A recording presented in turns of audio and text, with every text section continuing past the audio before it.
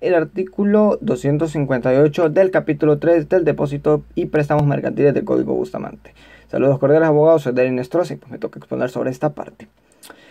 Son territoriales las disposiciones referentes al préstamo con garantía de efectos cotizables, hecho en bolsa con intervención de agente colegiado o funcionario público. Es decir, las disposiciones referentes a lo que son préstamos, garantía de efectos cotizables, hechos de bolsa, deben estar supervisadas, deben formar parte un agente colegiado respectivamente, es decir, un notario, alguien colegiado, funcionario oficial. Un préstamo mercantil es un contrato a través del cual una persona cede dinero, valores u otros bienes a otra a cambio de la devolución al término del contrato. De otro, pues le van a devolver algo de la misma especie y calidad. En el momento que usted presta, obviamente un préstamo mercantil, pues se quiere una devolución de ese dinero. Usted presta, sabe que en fecha estipulada, en base a este contrato, a este préstamo mercantil, usted va a recibir ese dinero nuevamente y su deuda será resarcida. Ese es el objetivo principal de cualquier póliza de seguro, póliza de garantía de ejecución de contrato. Es, en pocas palabras, asegurar al comitente el riguroso cumplimiento en tiempo y forma de las obligaciones contractuales contraídas por el adjudicatario. Es decir, usted obliga a la otra parte, usted me va a pagar en X o Y fecha. Ese es el objetivo principal de las pólizas de garantía. Así funciona. El artículo 159 nos dice, en los casos de transporte internacional, no hay más que un contrato regido por la ley que le corresponda según la naturaleza. Ok, entendemos una definición de lo que es transporte internacional a la necesidad de transportar productos entre distintos países del mundo. Origen, destino. Esto se crea por las relaciones de comercio internacionales entre los que son compradores y vendedores. Por ejemplo, en Honduras nosotros deseamos comprar telas. En Panamá nos venden las telas de calidad. Venden telas en Panamá. De Panamá, transporte terrestre por camiones. A través de ese transporte internacional nos llegan esas telas, nos llega ese producto. No solamente nos vamos a referir a lo que es la cuestión terrestre, también podemos hablar de lo que es la cuestión marítima. Por ejemplo, de Honduras se empacan frutas tropicales. Honduras es muy bueno en eso debido a su clima tropical, ¿no? Estamos en el trópico, así que nosotros producimos frutas tropicales. En Europa no existe ese tipo de frutas. Se produce esto, tales como bananos. Los bananos se exportan al extranjero, se llevan a Europa, bananos, etcétera, etcétera. Entonces, transporte marítimo. Por ejemplo, de Estados Unidos se trae de allá del norte ropa a Honduras, se trae ropa, se traen prendas. Pues bueno, ahí tenemos también lo que es transporte. En este caso, si se traen de avión, sería transporte aéreo. Eso sería. Eso se entiende por transporte internacional. Esa necesidad de transportar productos, básicamente.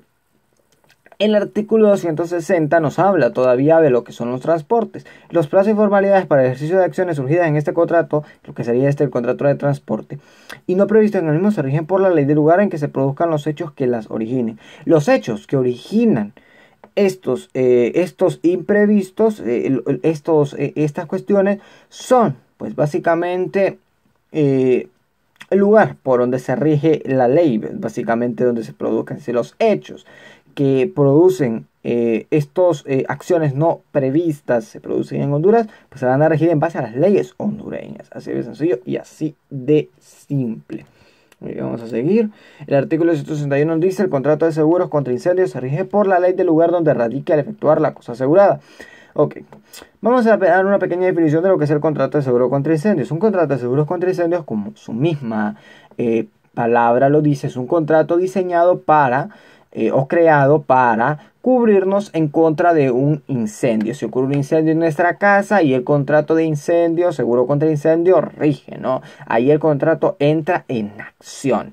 Y este contrato se va a regir en base a la ley donde se radique al efectuar la cosa asegurada. Donde se radique la cosa. Por ejemplo, si nosotros tenemos una casa en progreso, pues se va a realizar en base a eso, a esas leyes hondureñas, ¿no? Tenemos una casa en progreso en base al Código de Bustamante. Dice en base a leyes hondureñas, porque ahí se ha radicado al momento de utilizarlo, ¿no? Al momento de que la cosa existe, la cosa está radicada en Honduras. El artículo 162 nos dice: los demás contratos de seguro siguen la regla general, regulados por la ley personal común de las partes. Solamente el contrato de incendios se basa, pues, en las leyes, en las leyes donde existe la cosa por la que se está asegurando. ahí sí no hay excepción. En cambio, en lo que es los demás temas, contratos de seguros relacionados, pues, por ejemplo, inundación, se puede hacer otro ejemplo, inundaciones, a eso se rigen, pues, contratos en base a regla general. La primera instancia en base a la comunicación entre las partes, personal común de las partes. Y si no se puede, entonces ahí sí pasamos a la segunda instancia, por decirlo así, que es lo que es en su defecto por las partes del lugar de la celebración. Pero las formalidades externas para comprobar hechos o condiciones necesarias de ejercicio o la conservación de los derechos se sujetan a la ley del lugar en que se produzcan. Ahí sí no hay excepción. En este segundo párrafo, lo que son las formalidades externas para comprobar hechos u omisiones necesarios al ejercicio o a la conservación de acciones o derechos relacionados con este contrato, ahí esas sí se van a regir por la ley local. Ahí sí que no va a haber un acuerdo entre las partes, un acuerdo personal común, no, ahí sí no, ahí vamos a regir en base a la ley.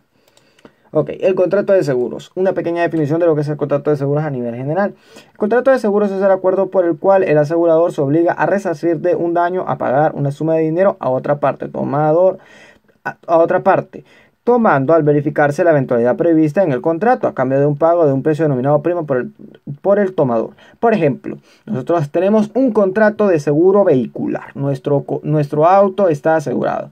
Vamos conduciendo, estamos en un semáforo y el semáforo está en rojo. Nosotros estamos esperando a cruzar la calle. Viene una persona que está ebria atrás de nosotros y nos golpea, ¿no? Nos hace que nos movamos un poco. Los daños van entre 20.000 a 30.000 lempiras. Ahí entra lo que es la cuestión de la póliza de seguro contra accidentes. Otro buen ejemplo puede ser que nuestro vehículo quede estacionado, nosotros entramos a nuestro trabajo y vienen personas que son fanáticas de lo ajeno y golpean el vehículo y lo dañan e intentan robárselo. Bueno, eso es seguro contra robo. Eso es básicamente un contrato de seguros. Y entra en acción cuando entran estas cuestiones en marcha. Si hay un robo, entonces ahí entra lo que es la póliza en contra del robo. Mientras esto no ocurra, pues no va a suceder. Estos contratos cubren, el contrato de seguros cubre eventualidades futuras. Eventualidades que pues pueden, digámoslo así, futuras en el sentido de que pueden o no pueden suceder. Pero probablemente alguna vez, alguna ocasión va a ocurrir un accidente, entonces tarde o temprano va a pasar. Creo que es parte de lo que es conducir. Muy bien, el artículo 163 nos dice la forma de giro, endoso, fianza, intervención, extorsión y protesto de una letra de cambio se somete a la ley del lugar en donde cada uno de los hechos se realice. Por ejemplo, si la forma de giro se realiza en X o Y territorio, pues se realiza en Honduras, se realiza en Progreso, etcétera, se va a regir en base a esas leyes. Se va a regir, por ejemplo, un endoso se va a regir en base a esa ley, en base a la ley del lugar donde se haya realizado. ¿Se realizó en Honduras? Bueno, se va a regir en base a leyes hondureñas. El artículo 164 nos dice, a falta de convenio expreso o tácito, las relaciones jurídicas entre el liberador y el tomador se rigen por la ley del lugar en que la letra se realiza en Cortés, se realiza en Progreso, etcétera, etcétera, se va a regir en base a esas leyes, a las leyes del lugar. La letra de cambio es un documento que garantiza que el deudor pagará al acreedor a otra persona autorizada una cantidad de dinero en una fecha y lugar específico. Esa es una letra de cambio, una aseguranza de un documento que garantiza que el deudor va a pagar al acreedor una cantidad de dinero en una fecha específica. Si nos dicen 5.000 lempiras para el 23 de noviembre, pues nosotros pagamos el 23 de noviembre eso. Si no, pues vamos a tener consecuencias legales.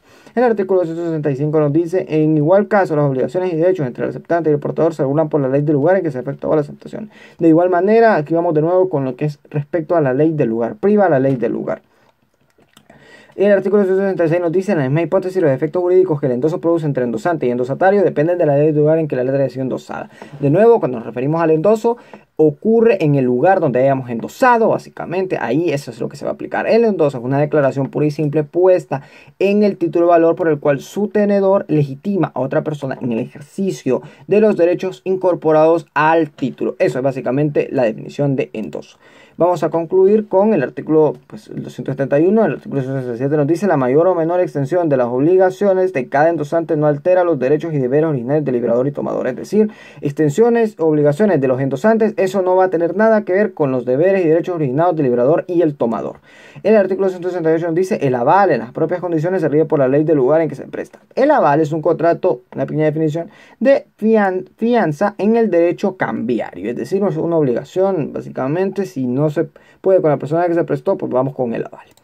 Y por último, el artículo 169 nos dice, los efectos jurídicos de la aceptación por intervención se regulan a falta de efecto por la ley del lugar en que el tercero interviene. Donde interviene el tercero, ahí en esa se va a regular. Interviene en X o Y lugar, ahí se va a regular.